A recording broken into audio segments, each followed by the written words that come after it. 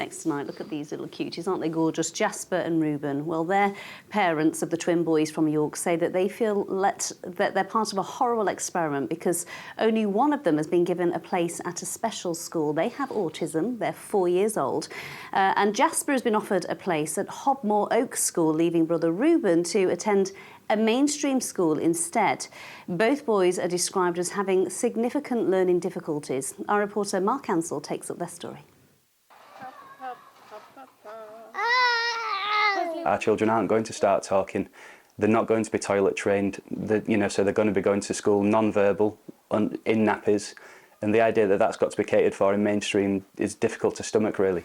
Rhiannon and Pete Hale say accepting that their autistic non-verbal twins would not cope at mainstream primary school was hard enough. Now they're struggling to come to terms with the local authorities' decision to offer only Jasper a place at oversubscribed special school Hobmore Oaks in York, while Reuben only has a place at mainstream school. They say their identical twins have the same needs. It's hard to comprehend, it's hard to stomach. It feels like an experiment, really, that the two boys are going to be at different provisions. They're being set on different trajectories in life. And they're 4 years old, they're twins, they need each other, but one's going to have a lot more support than the other in the two different school provisions. How worried are you about Jasper and Reuben's future? We're very worried and full of grief yet again for the school years that we thought that they were going to have, of them being taken away from them, and that does leave you feeling really uncertain, really worried, and grief is the only way that I can describe how it feels.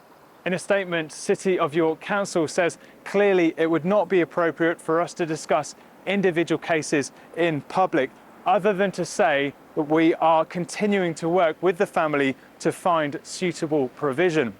The allocation of special school places always takes account of the circumstances of individual children. Pete and Rhiannon, who are both former teachers and now run a nursery, say their situation is symptomatic of a lack of funding for special educational needs schools. I'm on a support group, a WhatsApp group called Our Awesome Preschoolers, and that is just based in York, and there's 40 people on there with preschool children who have applied for Hobmore Oaks and other special schools, and hardly any of them have got in. So yes, this is a unique situation because it's twins, but this is happening far too often and there is not enough provision.